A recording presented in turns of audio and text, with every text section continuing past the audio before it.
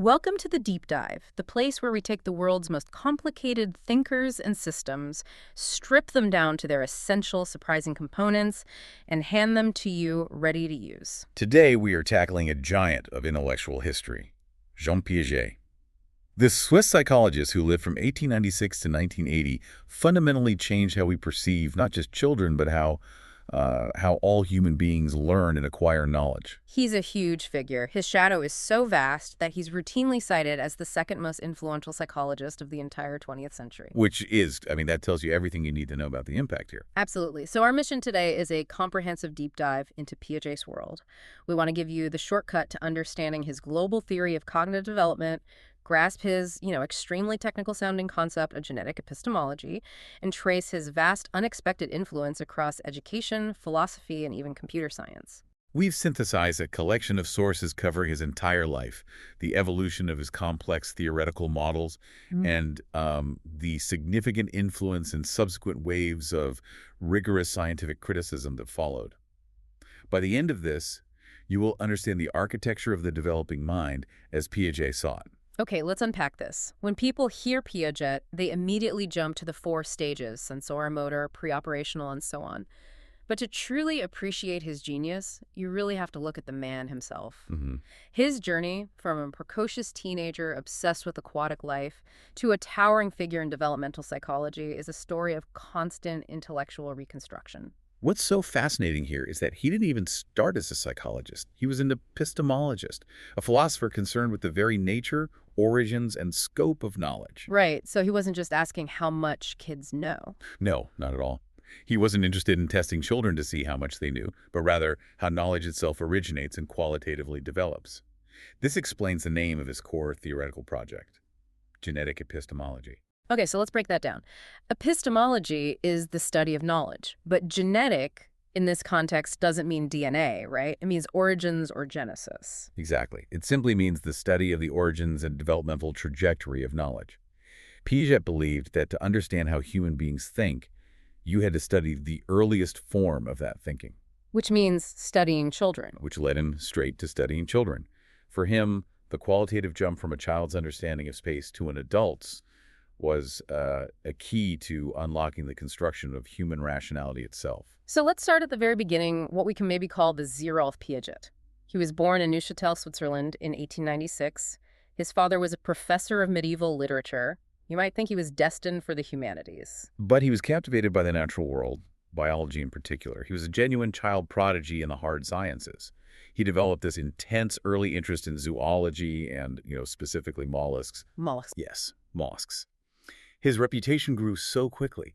By the time he was just 15 years old, he had published several scientific articles on these creatures. He was getting recognition from scientists across Europe who often didn't even realize they were corresponding with a teenager. That's incredible. And he pursued this passion academically, right? He got his doctorate in 1918. He did, from the University of Neuchâtel. And that early immersion in biology is absolutely critical because it gives us the first major key insight into his later psychological theories. Because he spent years studying how biological organisms adapt to their environment. That's the absolute core of the connection. His entire psychological model is built on an analogy to biology. He saw cognitive development as simply an extension of that biological imperative to adapt. The mollusks adapting their shells or behaviors to changing waters. That is fundamentally the same mechanism, in his view, as the human mind adapting its mental structures to new sensory input. To bring the scientific mind down to a very human level, the sources highlight a story that shows exactly where his fascination with the construction of reality began. The famous false memory of the kidnapping. It's such a telling anecdote. When he was a teenager, his family's former nanny wrote a letter. Right, a confession. A confession. She admitted that she had lied years earlier about this dramatic incident where she supposedly fought off a would-be kidnapper trying to snatch baby Jean from his pram. It never happened. The whole story was fabricated by the nanny for attention. Right. But Piaget, even after he knew for a fact that the memory was false, could still vividly recall the scene. He remembered the scar on the nanny's face, the feeling of the struggle. Wow. He was profoundly moved by the realization that a piece of knowledge, a memory of a traumatic event, could be so durable, so emotionally real, yet factually empty. This moment really sparked his lifelong dedication to understanding how we form and maintain knowledge, and why some structures of knowledge persist even when they're challenged by reality. So he's trained in natural history and philosophy. He's fascinated by how reality is constructed. And then he undertakes postdoctoral work in Zurich and Paris between 1918 and 1921.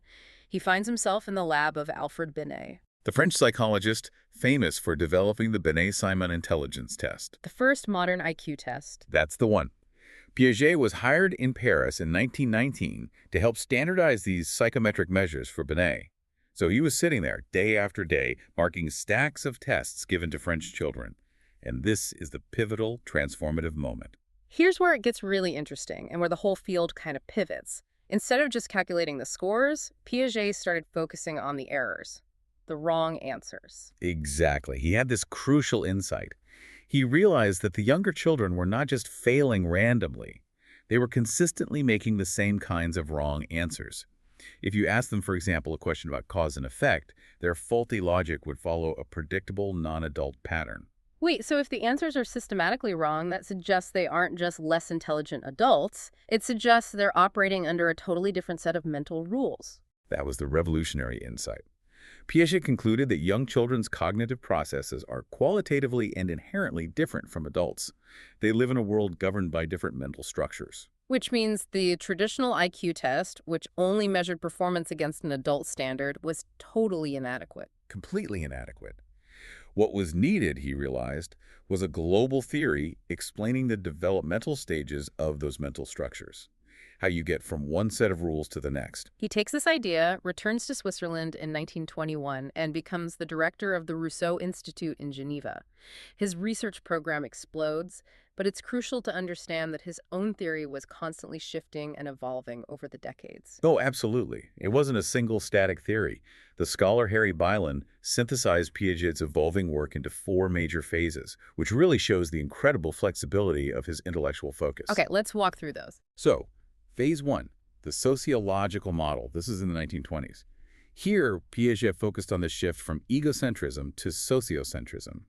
He saw social interaction as the driving force that forced a child to acknowledge viewpoints other than their own, challenging their naive initial ideas. And this is where he developed his unique research method. Yes, the revolutionary semi-clinical interview, moving away from rigid testing.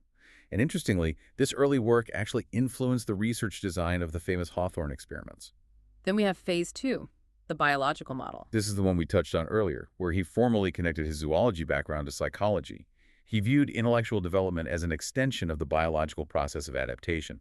This phase introduced the core duo assimilation and accommodation, the mechanisms that fuel all cognitive change. And then the one everyone knows, phase 3, the logical model. Right, this is the third Piaget, the most famous one, popularized globally in the 1960s. This framework emphasizes that intelligence develops in progressive, discrete, age-related stages. The central idea here is that concepts formed in an earlier stage must be logically reconstructed at the next higher-order level, forming what he described as an upward expanding spiral of complexity. And finally, his later work, phase 4, the study of figurative thought. This really demonstrated his continued intellectual curiosity. He started investigating non-logical aspects of intelligence, such as perception, images, and memory. He noted that these aspects, unlike the fully logical operations studied in Phase 3, are not completely reversible. He was acknowledging that intelligence wasn't just cold, hard logic. Okay, so let's delve into those core concepts from the biological model, because these are really the engine parts. We need to define assimilation, accommodation, and how they relate to the structure itself, the schema. Let's start with the fundamental structure. The schema, or schemata in plural. Think of a schema as a mental filing cabinet, or a structured cluster of concepts. It's a mental framework you create through ongoing interaction with the world. And this framework helps you interpret new information and guide your behavior. Exactly. So the schema is the container, or the existing file structure in your brain. Now, how does new information get processed? It goes through that dual process of adaptation. Right. First is assimilation. This occurs when you encounter a new object or event and respond to it in a way that is consistent with an existing schema. You take the new information and you sort of force it to fit into your existing mental file structure. Let's make that concrete. An infant, for example, has a schema for sucking. Exactly. A very powerful, very early schema. So when that infant encounters any new object, a blanket corner, a toy block, their own toe, they're likely to put it in their mouth. They're assimilating all of those different objects into the existing schema of an object to be sucked. They're mentally transforming the world to conform to their existing structures. That's the key. But inevitably, that process runs into problems. If you try to suck on a complex object, say a big square block, the pure sucking reflex doesn't work very well. The world pushes back. And that conflict is essential. It's everything. When the old schema is insufficient to explain or interact with the new object, the second process, accommodation, takes over. Accommodation means modifying the existing schema or forming an entirely new one to deal with that novel object or event. So you have to change the container because the new file won't fit the old structure. That's a perfect way to put it. The infant, realizing they must adjust their tongue placement or mouth shape to effectively suck a soft bottle nipple versus a hard toy block, is accommodating. Their original reflex structure has to change to meet the demands of the complex environment. So if assimilation is warping the new thing to fit the old file, accommodation is creating a new file or warping the whole cabinet to fit the demanding new reality. Exactly. And the constant pressure to balance the conflict, the cognitive dissonance between assimilation and accommodation, provides the impetus for intellectual development. He called this process equilibration. It's a drive for balance. When a child encounters something new and fails to assimilate it successfully, they're in a state of disequilibrium. That discomfort, that moment of cognitive confusion, is what motivates them to change their schemas to accommodate until they reach a new, more stable state of equilibrium. It's like the mind is constantly trying to keep its world tidy, but reality keeps messing up the filing system, forcing an upgrade. That's it, precisely. And these upgrades build increasingly complex structures. As we touched on, Piaget identified three main categories of structures built from these schemata over time. We start with the most basic, behavioral schemata. These are the sensorimotor schemata, organized patterns of physical behavior used to interact with the environment. Things like the initial reflex actions of rooting, grasping, or stepping. Then, as the child matures, they develop symbolic schemata. Right. These are internal mental symbols, like images, words, and verbal codes used to represent experiences. It's how you can understand the word dog without seeing an actual dog in front of you. And finally, the pinnacle of intellectual development, operational schemata. These are the internal mental activities that are performed on objects of thought, the ability to mentally manipulate concepts. Things like solving an equation in your head or calculating the trajectory of a ball. It's this constant refinement process. Early concepts are overgeneralized, but with maturity and experience, they become more detailed. The brain is just constantly working to build and rebuild itself. So now we get to the famous 4 stages, the logical model that outlines how these constantly evolving schemata manifest across the lifespan. And we should remember, these stages are universal and progressive. You must generally master the core concepts of one before you can fully enter the next. Yes, that sequential hierarchical nature is the bedrock of this model. Let's start with stage 1, sensorimotor. This is from birth to about 2 years old. This is the world experienced purely through direct physical interaction, sucking, grabbing, looking, moving. The child is, at this point, profoundly egocentric. Totally egocentric. They're essentially trapped inside their own immediate sensory world. Egocentrism here is absolute. They literally cannot distinguish between their own body and the external environment. If they can't perceive it, for them, it doesn't exist. This brings us to the crucial milestone of this stage, object permanence. This is the understanding that objects continue to exist even when they are unseen, unheard, or untouched. Piaget observed that for babies under a few months, if you hide a toy, the baby does not search for it. Out of sight, out of existence. It's just gone. It's just gone. But by the later months of this stage, and certainly by the transition to the next, the child understands that the hidden toy is merely obscured, not vanished. This realization requires the child to develop a mental representation, a schema, of the object, even when the sensory data is missing.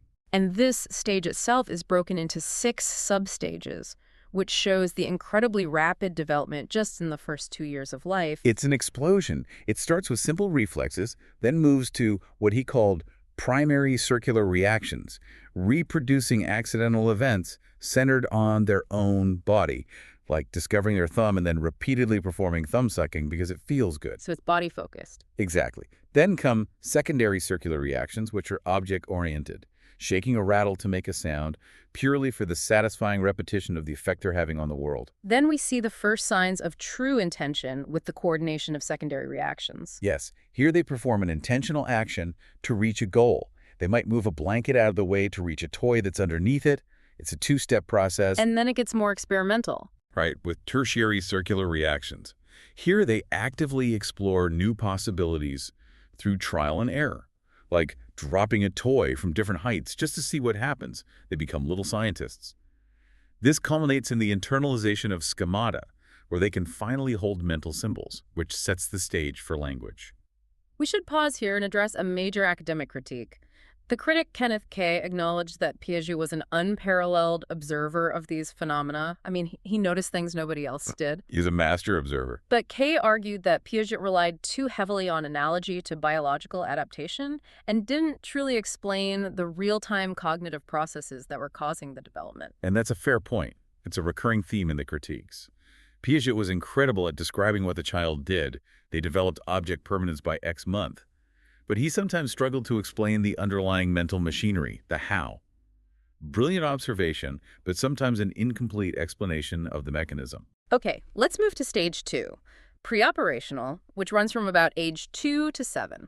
This period is ushered in by language acquisition and the explosion of symbolic thought.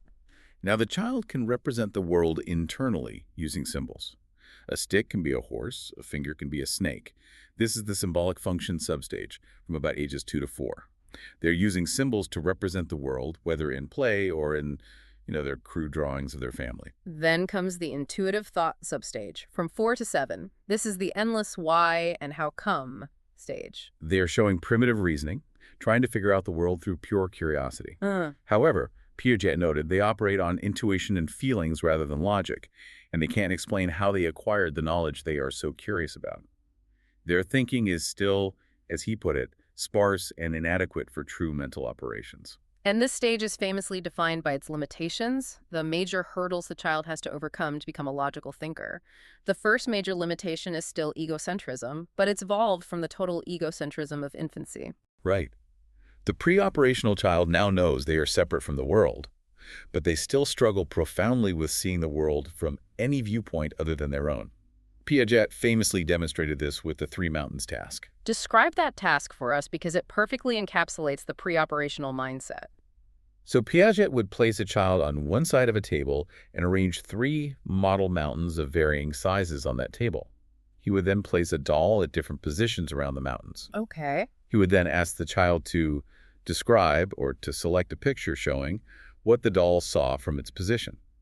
And the young pre-operational child would consistently choose the picture that showed the mountains from their own perspective. They couldn't mentally put themselves in the doll's shoes? They couldn't perform that mental transformation.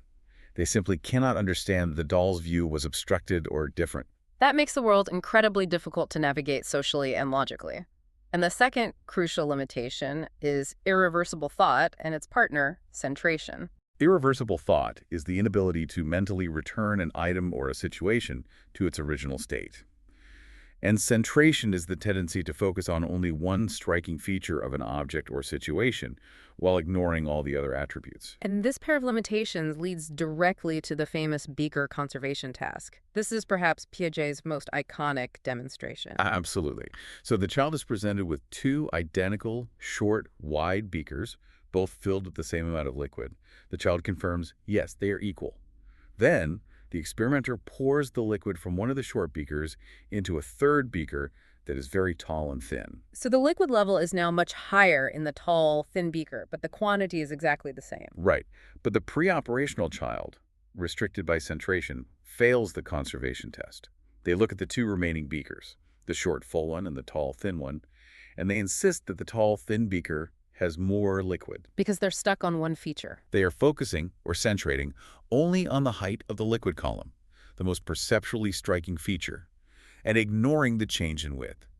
And crucially, because of irreversible thought, they cannot mentally reverse the action and imagine pouring the liquid back into the original short, wide beaker to prove the quantities are equal. That's a powerful illustration of the difference in mental machinery. This finally gets resolved in stage 3.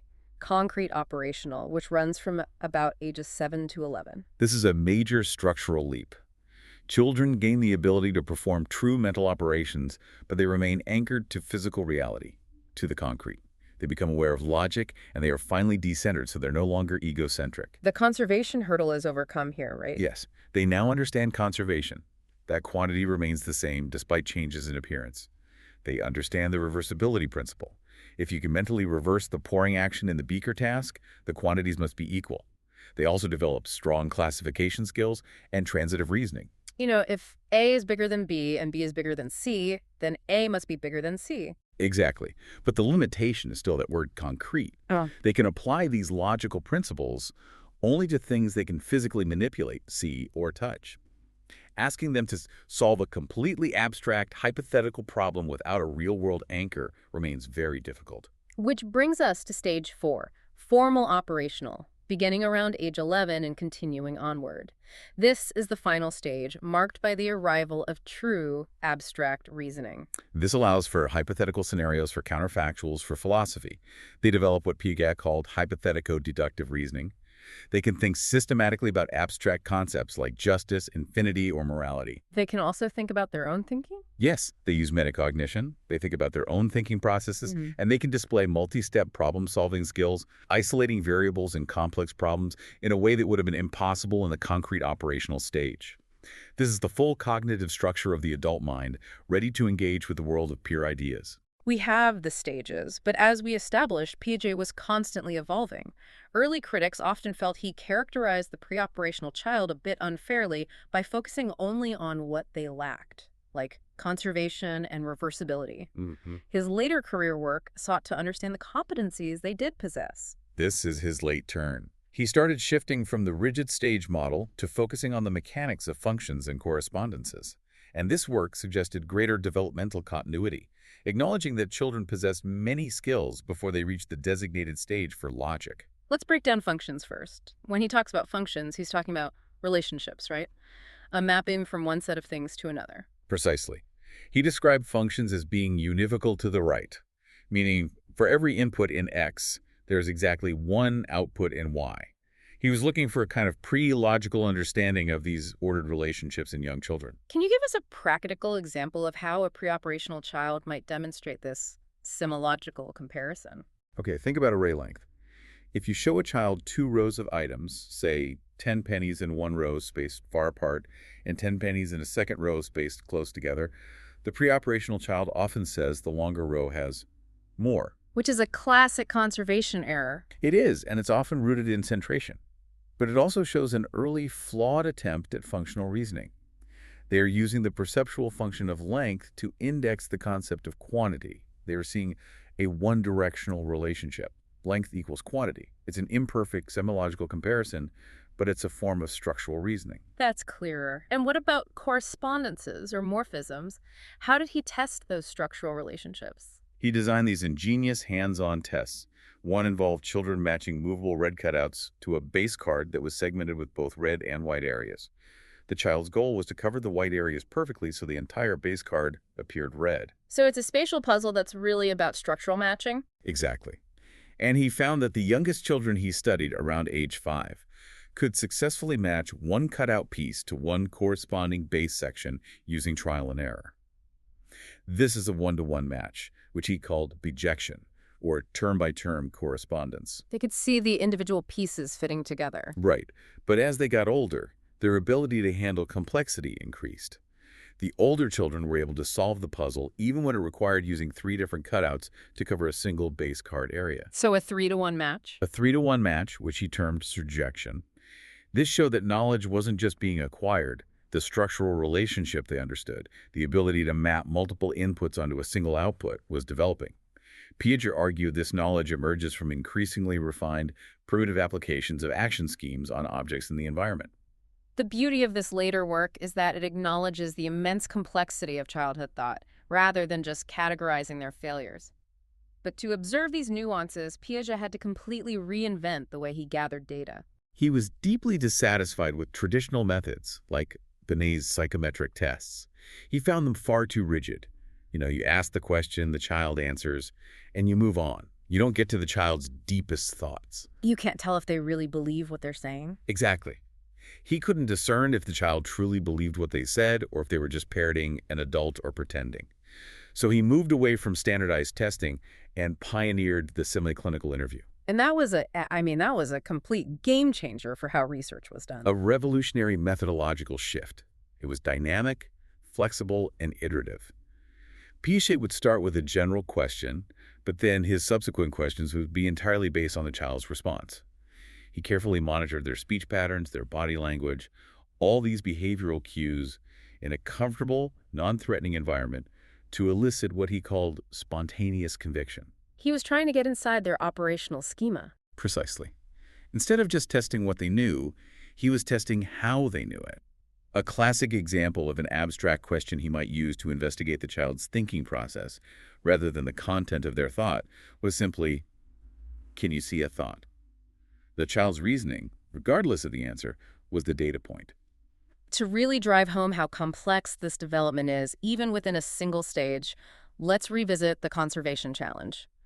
This one provided a surprising, counterintuitive finding that actually complicated his own stage theory. This was the study involving 2 lines of sweets. He studied children between 2.5 and 4.5 years old, right in the preoperational stage. He presented 2 rows of sweets, both containing the exact same number, but one row was spread farther apart, making it visually longer. So the expected finding, based on centration, would be that all children in that stage would choose the longer row. They'd all fail. But the finding was unexpected and very nuanced. Children younger than 3 years and 2 months actually correctly discriminated quantity conservation. They saw both rows had the same amount. Wait, the youngest ones got it right? They did. But then older children, up to 4.5 years, would indicate the longer row had more. So they regress. They get older and temporarily get worse at judging quantity. That is genuinely bizarre to think that temporary intellectual regression is a documented part of development. It's a great, humbling reminder of how nonlinear learning is. It is so counterintuitive, but the analysis is key. The logical capacity for simple conservation seems to exist earlier in the younger group, perhaps due to less cognitive clutter. But as the child ages slightly, they develop strong perceptual strategies. They learn to rely heavily on visual cues. So the longer line looks like more candy. Exactly. They become temporarily handicapped by their developing perceptual dependence and their still limited ability to mentally reverse the situation. Only when explicit counting skills emerge reliably around age 5 does the conservation ability solidify and overcome that perceptual trap. It's a great example of how performance on a task is not always a perfect reflection of underlying cognitive capacity. So, what does this all mean? How did this incredibly detailed, stage-based view of childhood thought reshape the world? The influence stretches far, far beyond the confines of clinical psychology. Most significantly, his theory gave rise to the learner-centered, constructivist approach that completely revolutionized education throughout the 1970s and 80s, particularly in North America and Europe. This flipped the traditional model on its head. Instead of the teacher being the sole source of truth, the vessel pouring knowledge into empty students, the student is now seen as the active builder, the architect of their own knowledge. That's the core of constructivism. Piaget defined knowledge not as passive reception, but as the ability to modify, transform, and operate on an object or idea. The ability to transform and assimilate information actively requires a matured mental capacity. Learning is a function of active experience. This directly validates the concept of readiness. If a child's operational schemata haven't matured to the appropriate cognitive stage, say they're preoperational, then teaching them highly abstract concepts like algebra will be ineffective, even futile. Right. Learning must be tailored and built upon simpler existing operational abilities. And we see this reflected everywhere in modern curriculum design. Think about how a teacher utilizes the abilities gained in the concrete operational stage reversibility and decentration to structure lessons. A great practical example is teaching a concrete operational child vocabulary. A teacher gives a multi-step assignment. Read the word, write it, define it, and use it in a sentence. That child, having achieved reversibility, can understand the organization and recall the steps in any order. And crucially, they are using decentration, the ability to focus on multiple components simultaneously. That allows them to identify the word, recall its definition, and focus on constructing the sentence all at once. A preoperational child struggles immensely because they get fixed or centrated on one step and cannot mentally backtrack. Or even a simpler example, a preschooler using a banana as a phone in symbolic play. A perfect example. They're engaging in decentration by holding two concepts, banana and phone, in their mind at the same time. Beyond pedagogy, Piaget had these radical ideas about morality. He believed children construct their own moral worldview in progressive stages, and these views are often maintained autonomously, even against the wishes of adults. For his time, this was a highly radical proposition. Drawing on Kantian philosophy, Piaget argued that moral concepts like equality, reciprocity, and justice developed primarily out of peer interaction, not from instruction by authority figures. So peers were the key. Peers were the furnace where true moral reasoning was forged. He formalized this by distinguishing between two types of social relationships that shape moral growth. Okay, what were they? First, he identified asymmetrical relationships. These are characterized by constraint, typically involving adult authority, a parent or a teacher over the child. Knowledge acquired here is often fixed, dogmatic, and inflexible. Morality in this domain is often rule-based and absolute. And the second type, the one he believed was key to higher morality. The cooperative or symmetrical relations, typically established between peers where power is evenly distributed. These conditions are necessary for authentic intellectual and moral exchange. When children have to negotiate rules for a game or resolve a conflict with a friend, the solution is regulated by the logic of argument and mutual respect, not external authority. So it's in that domain that constructive moral solutions and flexible operations emerge. Exactly. And that structural framework, the movement from externally constrained morality to autonomously negotiated morality, directly influenced Lawrence Kohlberg's highly influential stages of moral development. The legacy is crystal clear. And if we look outside psychology entirely, Piaget's structuralist and constructivist approaches left these indelible marks in some really surprising fields. Oh, absolutely. Like computing. Uh-huh. This is one of my favorite takeaways. The creator of the logo programming language, Seymour Papert, directly credited Piaget's work for his educational approach. And it goes even deeper than that. Much deeper. Alan Kay, one of the great visionaries at Xerox PRRC, the birthplace of the modern computing environment, based the concept for his Dynabook programming system, which was the foundational idea for the modern graphical user interface, the GUI.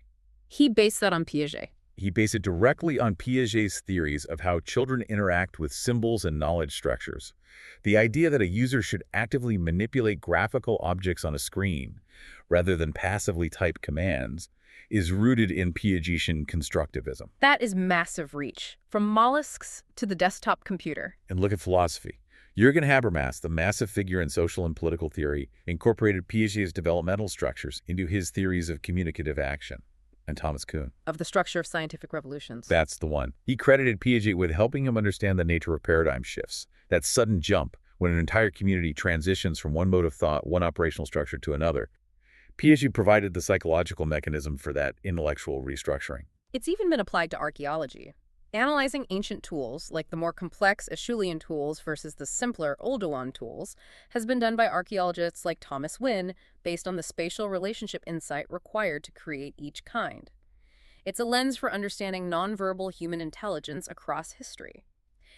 Given the sheer scope and ambition of Piaget's theory, it's inevitable that it has drawn rigorous criticism, especially as psychological tools and brain imaging became more sophisticated. Let's start with the issues surrounding his methodology, which, by today's standards, look quite flawed. By modern scientific standards, his research methods were highly problematic. The primary criticism centers on his reliance on incredibly small, non-random samples. As we mentioned, his foundational work, The Origins of Intelligence in Children, was based almost entirely on observing and interacting with only his own 3 children. Which is an extremely small, highly educated, and culturally specific group to generalize across the entire global population. Precisely. Furthermore, the methodology lacked standardization and inter-rater reliability. He would often rely on his own handwritten, highly subjective notes for analysis. And because the clinical method was so flexible, the questions asked were rarely identical between children, which makes true comparison and replication very difficult. And critics found that small changes to his procedures led to different results. They did. Whether in the object permanence tests or the conservation tasks, small tweaks often led to wildly different results, which undermine the rigidity of his stage definitions. And the concern here is that he might have simply underestimated what children were capable of because the way he presented the task confused them. That's the core linguistic and contextual critique, championed by people like Linda Siegel. Critics argued that Piaget failed to control adequately for the social context and, crucially, the children's understanding of the test language. If you ask a 4-year-old the conservation question twice, which one has more, now which one has more, the child assumes the adult must want a different answer the second time. So they changed their answer not because they don't understand conservation, but because they're trying to figure out what the adult wants. Exactly. It suggests performance failure was often due to social confusion or semantic misunderstanding, not a fundamental cognitive deficiency. Moving to the theoretical realm, if Piaget is the founder of developmental psychology, his most significant historical challenge comes from his contemporary, the Russian psychologist Lev Vygotsky. Vygotsky directly challenged the successive hierarchical nature of Piaget's stages. He argued that development is not purely an endogenous biological unfolding. He stressed that culture, history, and, most importantly, social interaction with others fundamentally shape cognition. This means the idea that a child must wait until their internal mental structures are ready is challenged by Vygotsky's focus on outside help accelerating development. Precisely. Vygotsky introduced the zone of proximal development, or ZPD. The ZPD is the difference between what a child can achieve independently and what they can achieve with guidance and collaboration from a more knowledgeable peer or adult.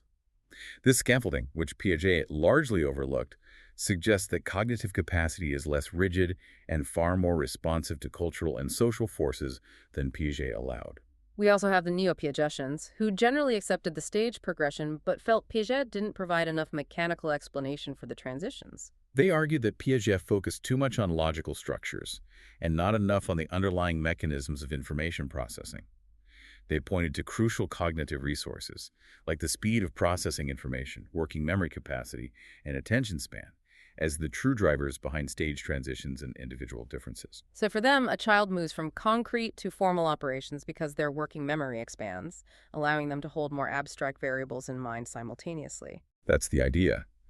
And finally, modern cognitive science, using newer technologies, has contradicted some of his most famous empirical findings. The most famous failure is perhaps his observation of the A not B error. Let's remind everyone of that. The child watches an object hidden repeatedly at location A, then watches it moved and hidden at location B, but they still search at A. And Piaget interpreted this as a lack of fully developed object permanence. They can't fully separate the object's existence from their previous successful action of finding it at A. But modern researchers say this isn't a purely cognitive deficit. No. Dynamic systems theory, in particular, offers a strong rebuttal. Studies showed that babies would not make the A not B error if, for instance, they had small weights added to their arms in the A phase that were then removed when the object was moved to B. Whoa. It suggests the error is not due to a pure cognitive lack, but is influenced by multiple dynamic factors: muscle memory, attention, stance, and memory trace.